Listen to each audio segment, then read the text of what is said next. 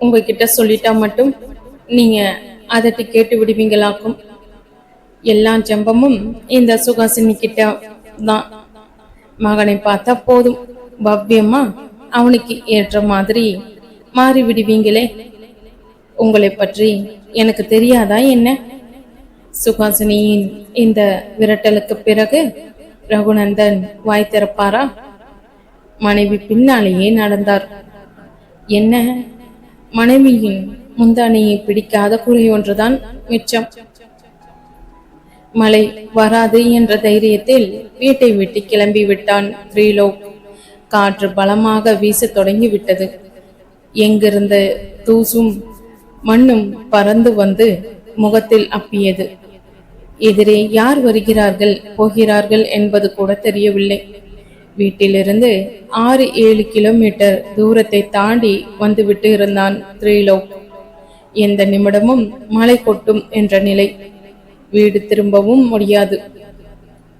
என்ன செய்யலாம் என்று அவன் யோசித்துக் கொண்டிருந்த போதே பொல பொலவென மழை கொட்ட ஆரம்பித்து விட்டது.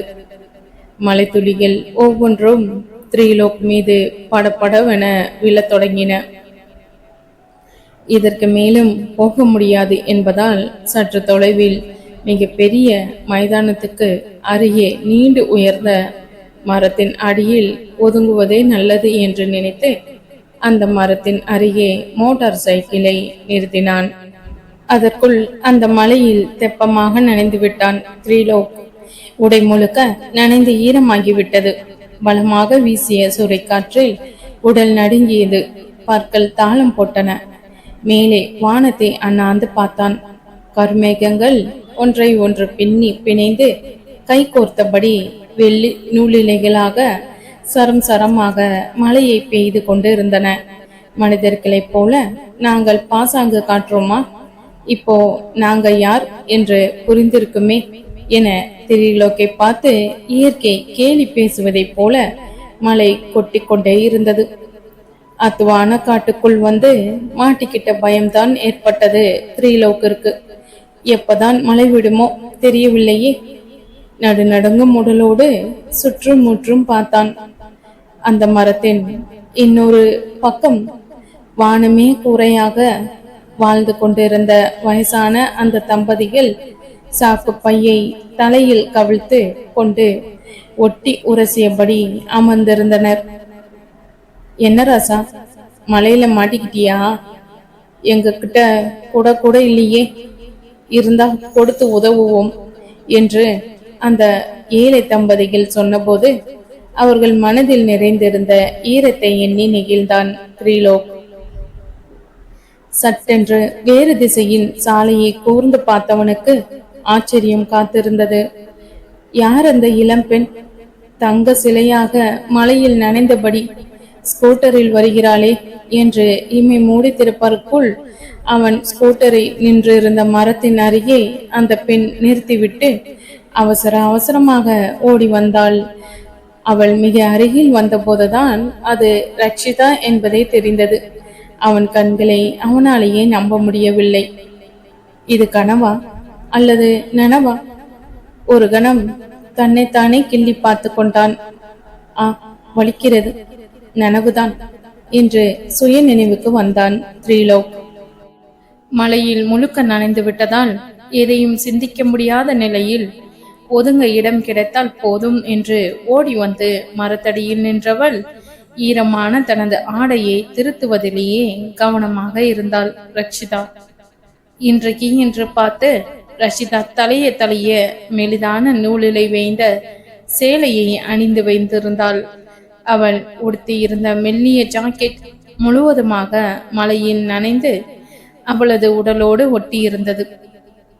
ஆடையை திருத்திக் கொள்வதிலேயே முழு கவனமும் இருந்ததால் தனக்கு எதிரே யார் நிற்கிறார்கள் என்பதை கூட அவள் கவனிக்கவில்லை. மலையில் நனைந்த கோலத்தில் ரக்ஷிதாவை பார்த்ததும் த்ரீலோக்கிற்கு பேச்சு வரவில்லை. சிலையாக நின்றான். ரக்ஷிதாவை விழுங்கி விடுவதைப் போல அவளையே உச்சி முதல் பாதம் வரை இமை கொட்டாமல் பார்த்தான். இந்த மாதிரியான வாய்ப்பை எந்த ஆண்தான் நழுவ விட நினைப்பான்?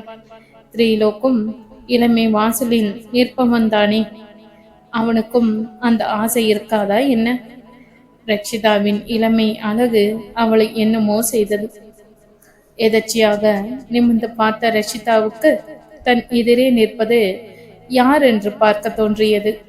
தனக்கு மிக அருகில் நிற்பது த்ரீலோக் என்பது தெரிந்ததும் அவள் மனதுக்குள் திக்கென்று ஒரு பரவசம் பாய்ந்தது. டாக்டர், நீங்களா என்று அவள் கூப்பிட்ட பிறகே த்ரீலோக் சுய நினைவுக்கு வந்தான்.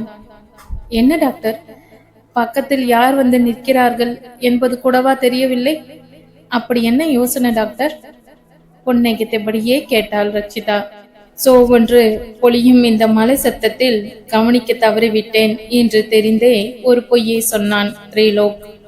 என்ன இந்த நேரத்துல, அதிலும் இந்த பேய் மலையில?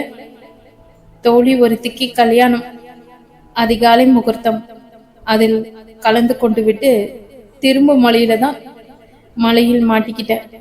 புருவத்தை உயர்த்தியபடியே சொன்னாள் ரக்ஷிதா. மலைசாரல் மேலே விழுந்தபடி இருந்தது. எந்த பக்கம்தான் ஒதுங்குவது என்று தெரியாமல் பெண்டுள்ளம் போல் இப்படியும் அப்படியுமாக ஊசலாடினான் த்ரீலோக். இதை கண்டதும், ஏன் மலையில நினைறீங்க, இந்த பக்கமா வாங்க என்று தன் அருகில் வந்து நிற்க சொன்னாள் ரக்ஷிதா. தயங்கினான் த்ரீலோக். சற்று தள்ளி நிற்கும் போதே உடலில் மின்னல் வெட்டியது. இன்னும் கொஞ்சம் நெருங்கி நின்றால் என்ன ஆவது? பரவாயில்ல, இப்படியே நிக்கிறேன் என்றான். அட, என்னங்க நீங்க ஒன்னும், இப்படி தள்ளி வாங்க என்று அவன் கையை பிடித்து தன் அருகே நிற்க வைத்துக் கொண்டாள் ரக்ஷிதா. இதை சற்றும் எதிர்பார்க்கவில்லை த்ரீலோக். ரக்ஷிதாவின் கைப்பட்டதோ இல்லையோ சொக்கி போனான். ரக்ஷிதாவை ஒட்டி உரசியபடி நின்றது அவனுக்கு என்னவோ போல் இருந்தது. ரக்ஷிதா மீது சாரல் விழுந்ததால் அவளும் சற்று ஒதுங்கி த்ரீலோக் மார்பில் சாய்ந்தபடி நின்றாள். ரக்ஷிதா தேகத்தின் உஷ்ணம் த்ரீலோக்கின் மனசுக்குள் மின்சாரம் பாய்வது போல் இருந்தது. ரக்ஷிதாவை அப்படியே இறுக கட்டிப்பிடித்து முத்தம் கொடுத்து விடலாமா என்று அவனது உள்ளம் படப்படுத்தது. கரங்கள் பரபரத்தன. மூச்சை வேகமாக உள்ளே இழுத்து தன்னை கட்டுப்படுத்தி கொண்டான் த்ரீலோக். இதை எதுவுமே கண்டு கொள்ளாதவளாக தனது ஆடையை திருத்தி சரி செய்வித்துக் கொள்வதிலேயே நேரத்தை செலவிட்டாள் லக்ஷிதா.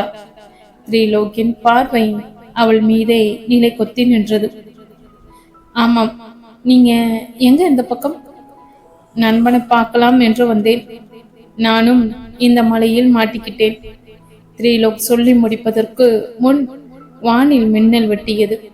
மலைகள் சரிந்து விழுகிற மாதிரி கடகடவென இடி இடிக்கிற சத்தம் தலைமேல் வந்து விழுவது போல் காதை பிளக்கும்படி கேட்டது. அந்த ஒரு கணம் அதிர்ந்து போனாள் ரட்சிதா. அந்த பயத்தில் த்ரீலோக்கின் பக்கம் திரும்பிய அவள் அவனை கெட்டியா கட்டிப்பிடித்து கொண்டாள். பழம் நிலவி பாலில் விழுந்த கதையாக த்ரீலோக்கும் அவளை ஆற தழுவி கொண்டான். என்றைக்குமே உணர்ந்திராத புதிய அனுபவமாக இருந்தது அது. பயத்தில் அலறியபடி ரட்சிதா த்ரீலோக்கை கட்டிப்பிடித்து கொண்டதையும், த்ரீலோக் ரட்சிதாவை குழந்தையை மடியில் ஏந்திக் கொள்வதை போன்று தழுவி கொண்டதையும் பார்த்து அந்த மரத்தின் அடியில் உட்கார்ந்திருந்த அந்த கிள ஜோடி கண்களை சிமிட்டி சிரித்தன. இடி இடித்து ஓய்ந்ததோ இல்லையோ, ரக்ஷிதா த்ரீலோக்கின் பிடியில் இருந்து விலக்கினாள். ஐ ஆம் சாரி என்றாள். எதற்காக? இல்ல, உங்கள் மீது. ஏன் உங்களுக்கு இடி என்றால் அவ்வளவு பயமா? தலையாட்டினாள் ரக்ஷிதா. விண்வெளிக்கே பெண்கள் பறக்கும் காலம் இது. ஒரு இடி இடிப்பதற்கே இப்படி பயந்தால் எப்படி? இல்ல, குழந்தையில் இருந்தே இப்படித்தான். அப்போது நீங்க குழந்தை, ஆனால் இப்போது. வார்த்தையை முடிக்கவில்லை. அவளையே பார்த்து கொண்டிருந்தான் த்ரீலோக். ஆடையை சரி செய்து கொண்டாள் ரக்ஷிதா. அவனது பார்வையின் அர்த்தம் அவளுக்கு புரிந்தது.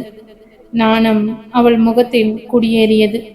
இடி இடித்த வேகத்தில் மேகங்கள் விலகின. மழையும் மெல்ல மெல்ல தனிய ஆரம்பித்தது. மழை விட்டும் தூவானம் விடாத குறையாக பஞ்சு இலை போல மழை தூவிக்கொண்டே இருந்தது. வானில் கவ்விய இருட்டும் விலகியது. வெளிச்சம் தலை காட்டியது. மரத்தின் இலைகளில் படர்ந்திருந்த மலைத்துளிகள் பொட்டு பொட்டாக விழத் தொடங்கின. அந்த மலைத்துளிகள் ஒவ்வொன்றும் ரக்ஷிதாவின் நெற்றி பொட்டில் விழுந்து சிதறின. அத்துணிகள் திரிலோக்கின் முகத்திலும் பட்டு தெரித்தது. போவோமா? கேட்டாள் ரக்ஷிதா. எங்கே? தடுமாறினான் திரிலோக். என்ன டாக்டர், எங்க இருக்கீங்க? மழை தான் விட்டு போச்சே. ஆமாம், மழை விட்டுடுச்சே என்று ரக்ஷிதா சொன்னதையே அவன் திருப்பி சொன்னபோது, டாக்டர் உங்களுக்கு என்ன ஆச்சு என்று ரக்ஷிதா கேட்க, சுடார்த்து கொண்டவனாக போவோமே என்றான். சற்று தொலைவில் நிறுத்தப்பட்டிருந்த ஸ்கூட்டரை நோக்கி தேர் போல் நடந்தாள் ரக்ஷிதா. அவள் பின்னால் தொடர்ந்தான் திரிலோக். ஈர உடை ரக்ஷிதா உடலில் ஒட்டி இருந்தது. அந்த நிலையில் அவளை பார்க்க அவனுக்கு பரவசமாகவே இருந்தது. ஸ்கூட்டரை ஸ்டார்ட் செய்ய ரக்ஷிதா முயன்ற போது 1 மினிட் என்றான். தனது மோட்டார் சைக்கிள் அருகே சென்ற திரிலோக் பக்கவாட்டில் இருந்த பெட்டியை திறந்தான். அதில் இருந்த வெள்ளை கோட்டை எடுத்து வந்தான். ரக்ஷிதாவிடம் நீட்டினான். நீங்க இப்படி ஈர உடையுடன் போக வேண்டாம், இந்தாங்க இந்த கோட்டை போட்டுக்கங்க என்று அவன் சொன்னபோது, எதற்காக திரிலோக் கோட்டை நீட்டுகிறான் என்பது புரிந்து கொண்டாள் ரக்ஷிதா. தன் மீது திரிலோகிற்கு இருந்த அக்கறையை நினைத்து மனதிற்குள் புன்னகை பூத்தாள். நீங்களும் தான் நனைந்திருக்கிறீர்கள், ஈர உடையுடன் நீங்கள் மட்டும் எப்படி போக போகிறீங்க என்று திருப்பி கேட்டான். நாங்க ஆம்பளைங்க திறந்த மார்புடன் கூட போகலாம், ஆனால் உங்களை போன்ற பெண்களால், அதுவும் இந்த கோலத்தில், போதும், நீங்க என்ன சொல்ல வரீங்கன்னு புரியுது, சரி கொடுங்க என்று திரிலோக் கொடுத்த வெள்ளைக்கோட்டை வெக்க புன்னகையோடு கையில் வாங்கி கொண்டாள் ரக்ஷிதா. அடுத்த கணமே அதை உடுத்தி கொண்டாள். திரிலோக் சொன்னது சரியென பட்டது ரக்ஷிதாவுக்கு. இந்த உடையில் இப்பொழுது பார்ப்பதற்கு அவள் கண்ணியமாக தெரிந்தாள். நீங்க வரலையா? இல்ல, நண்பனை பார்த்துட்டு நான் வர வேண்டும், நீங்க கிளம்புங்க. அவளை வழி அனுப்பினான் திரிலோக். சிரித்தபடியே விடை பெற்றாள் ரக்ஷிதா. மோட்டார் சைக்கிளில் ஏறி அமர்ந்த திரிலோக் தனது நண்பன் வீட்டை நோக்கி புறப்பட்டான். ஆனால் மனம் மட்டும் ரக்ஷிதாவை பின்தொடர்ந்தது. வெளியில நல்ல மழை. இந்த மலையில ரக்ஷிதா எப்படிதான் வரப்போறாளோ தெரியலையே, அங்கலாய்த்து கொண்டாள் கோதை நாயகி. ஏன் இப்படி புலம்புற? அவ என்ன சின்ன குழந்தையா? எப்படி வரணும்னு அவளுக்கு தெரியும். ஆர்ப்பாட்டம் பண்ணாம நீங்க கொஞ்சம் அமைதியா இருந்தா போதும். மனைவியை அடக்கினார் கோகுல கிருஷ்ணன். எல்லாம் நீங்க கொடுக்கிற செல்லம். நானும் துணைக்கு வரேன், பஸ்ல போயிட்டு வந்துடலான்னு சொன்னேன். இல்ல, நீ வேணா, குழந்தை அவளே போயிட்டு வரட்டும்னு என் வாயை அடைச்சிட்டீங்க. இப்ப என்னடானா அவ என்ன சின்ன குழந்தையா? எல்லாம் அவளுக்கு தெரியுங்கிறீங்க. நீங்க கொடுக்கிற செல்லத்துக்கு தான் என் பேச்சே உங்க மக கேட்கிறதே இல்லை. மூக்கை சிந்தினாள் கோதை நாயகி. முதல்ல தொணன்னு பேசுறத நிறுத்து. உன்னாலதான் இங்கு எல்லோருக்கும் நிம்மதி இல்லாம போகுது. கோகுல கிருஷ்ணன் சொல்லி முடிக்கவில்லை. வீட்டு வாசலில் ஸ்கூட்டர் வந்து நிற்கும் சத்தம் கேட்டது. ஓடி வந்து வெளியில் எட்டி பார்த்தாள் கோதை நாயகி. மலையில் தெப்பமாக நனைந்திருந்த ரக்ஷிதா மேலே அணிந்திருந்த வெள்ளை கோட்டை கலற்றாமலேயே வீட்டிற்குள் நுழைந்தாள். இப்படி முழுக்க மலையில் நனைந்து வந்தா அந்த உடம்பு என்னத்துக்கு ஆகிறது? மகள் பின்னாலேயே புலம்பியபடியே வந்தாள் கோதை நாயகி. மகளை பார்த்ததும், என்னம்மா, கல்யாணம் நல்லபடியா நடந்ததாமா கேட்டார் கோகுல கிருஷ்ணன். கிராண்டா நடந்ததுப்பா என்றாள் ரக்ஷிதா. கல்யாணம் தான் இப்ப முக்கியமா? குழந்தை நனைந்து வந்திருக்காளே என்ற கவலை இருக்கா உங்களுக்கு? கணவனை பார்த்து முகம் சுளித்தாள் கோதை நாயகி. ஏமா, நான் தான் வந்துட்டேன்ல, அப்புறம் ஏன் அப்பா மேல கோவப்படுறீங்க? கொஞ்சம் சும்மா இருங்க. மலையில் என்ன ஆனாயோ என்று நான் துடிச்சுக்கிட்டு இருக்கேன், நீயும் என்னையே திட்டு. ரக்ஷிதாவிடம் கோபித்து கொண்டாள் கோதை நாயகி. அம்மா, உனக்கு என்ன சொல்லி புரிய வைக்கிறதுனே தெரியல, எப்படியோ போங்க என்று சொல்லிவிட்டு தன் அறைக்குள் நுழைந்தாள். மேலே அணிந்திருந்த கோட்டை முதலில் கலற்றினாள். அதை பத்திரமாக ஒரு ஹேங்கரில் மாட்டி தொங்க விட்டாள். ஈரமான உடைகளை களைத்து ட்ராக் டிஷர்ட் அணிந்து கொண்டாள். மனைவி ஸ்ரேயா மகள் ஷாம்லியுடன் காரில் வெளியில் சென்று இருந்த நேரனும் வீடு வந்து சேர்ந்து விட்டான். வந்ததும் வராததுமாக ரஷிதா வந்துட்டாளா என்று தாயிடம் கேட்டான்.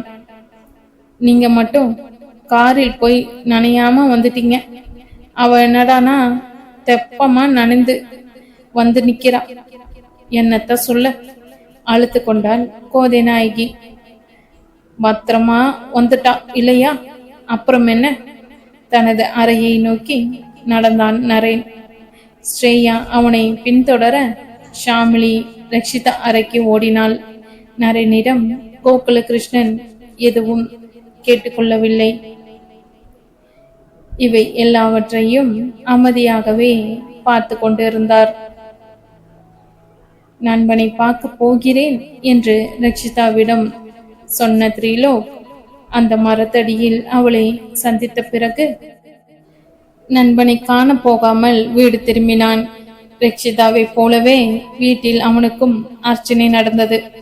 புறப்படும் போதே சொன்ன, மழை வருகிற மாதிரி இருக்குன்னு, சொன்ன பேச்ச கேட்டாதானே என்று சொல்லியவாறே தனது முந்தானையால் மகனின் தலையை துவட்ட தொடங்கினாள் சுஹாசினி.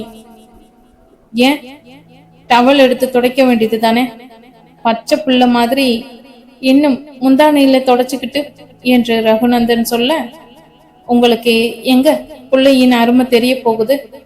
10 மாதம் சுமந்து பெத்த எனக்கல்லவா அந்த கஷ்டம் தெரியும் என்று கணவன் மீது பாய்ந்தாள் சுஹாசினி.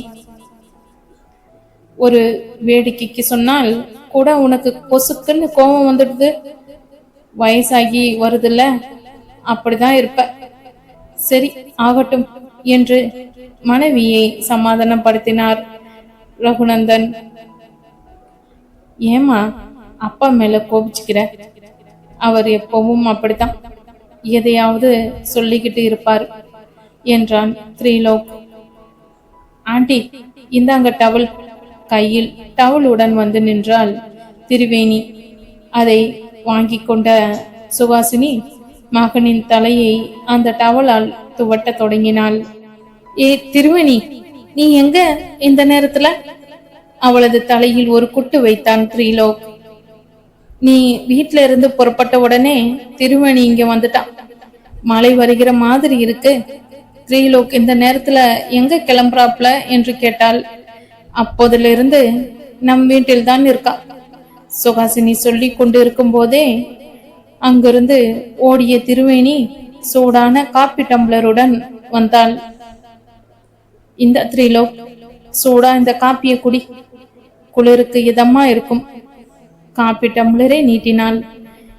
பாருமா, திருவேணிக்கு என் மீது இருக்கிற அக்கறை நீயே இருக்கியே என்று அம்மாவிடம் மம்பளந்தான் த்ரிலோக்.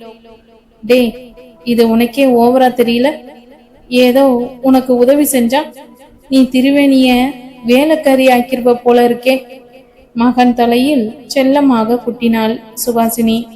இதை பார்த்து கழுக்கன்று சிரித்தாள் திருவேணி. அந்த சிரிப்பில் வெக்கமும் கலந்திருந்தது. இத்தனைக்கும் திருவேணி இந்த குடும்பத்துக்கும் உறவும் இல்லை, சொந்தமும் இல்லை. எதிர்த்த பங்களாவில் வசிக்கும் வைர வியாபாரி விநாயகராம் சேத்தின் ஒரே மகள்தான் திருவேணி. சுஹாசினி அண்ணா நகரில் குடியேறிய நாளிலிருந்தே விநாயகராம் சேத்தின் மனைவி சங்கமித்ராவுடன் நல்ல பழக்கம். இவர்களின் நெருக்கமான நட்பு இரு குடும்பத்தினரிடையே நல்ல உறவை ஏற்படுத்தியிருந்தது.